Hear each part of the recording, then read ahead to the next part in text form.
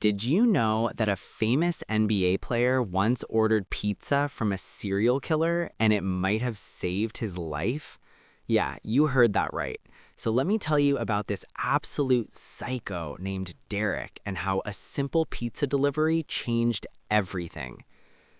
This story starts in 1995 in Phoenix, Arizona.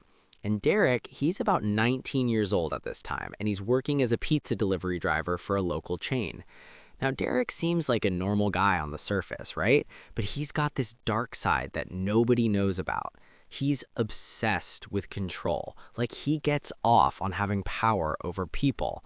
And one night, he decides he's going to use his job to find his first victim. So here's how it works. He's delivering pizzas all over the city, and he's paying attention to who lives alone. Like he's making mental notes. Oh, this person lives by themselves. This apartment looks easy to break into. Creepy stuff like that. And in the summer of 1995, he finds his first target. Her name is Jennifer, and she's 28 years old, and she lives alone in this ground floor apartment. And Derek had delivered pizza to her place a few times before. So one night, he waits until like 2 a.m. and he breaks into her apartment through a window. And boom, he attacks her. And Jennifer, she unfortunately doesn't survive this attack. Police show up and they investigate, but they can't find any solid leads. No forced entry that makes sense, no witnesses, nothing. So the case goes cold, and Derek never gets caught.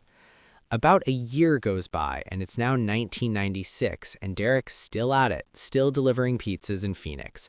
And one night, he gets a delivery order to this really nice house in a wealthy neighborhood. And the address, it's for this basketball player. Not just any basketball player, but someone who's playing for the Phoenix Suns at the time. We're talking about a legit NBA star. I'm not going to say his name because, privacy and all that, but he was pretty well known. So Derek shows up with the pizza and the player answers the door himself.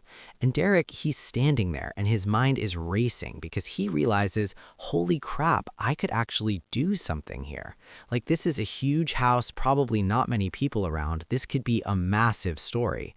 But here's the thing, the player, he's with like 3 of his teammates. They're all hanging out, having a guy's night, watching game footage or whatever. And they're loud and laughing, and there's clearly too many people there. So Derek hands over the pizza, takes his money, and leaves. But the player, he remembers Derek being kind of weird. Like Derek stood at the door a little too long, looked around inside the house a little too much. The player even mentioned it to his friends after Derek left, saying that delivery guy was acting strange, but they all just laughed it off. Years later, when Derek finally gets caught, this player is going to realize how close he came that night, because Derek later admits that he had gone there planning to scope it out for a potential attack, but the presence of multiple people stopped him cold. Another year goes by, and it's now 1999, and Derek decides to strike again. This time, his victim is this woman named Sophia. She's 31, lives alone, and orders pizza from Derek's restaurant maybe once a month. And Derek, he's been planning this one for a while. So one night, he shows up at her door with a pizza she definitely ordered, because he made sure to take that delivery himself when it came through. And when she opens the door, he forces his way inside. And Sophia fights back hard. She scratches his face, she screams, she tries to run, but Derek overpowers her, and she doesn't survive. Police investigate, and this time they actually find something. They find skin under Sophia's fingernails. They test it for DNA and put it in their database, but it doesn't match anyone in the system. So again, the case goes cold, but at least now they have DNA evidence waiting for a match. 3 more years go by, and Derek actually quits the pizza delivery job.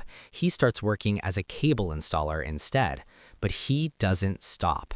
In 2002, he attacks another person, then nothing for a while, then another one in 2004. But then in 2005, Derek makes his fatal mistake. He targets this woman named Christina. She's 29, lives alone, and Derek met her while installing cable at her apartment.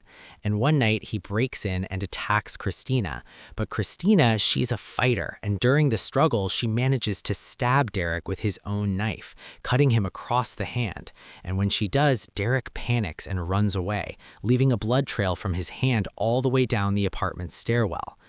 Christina immediately calls 911 and police show up and they collect that blood.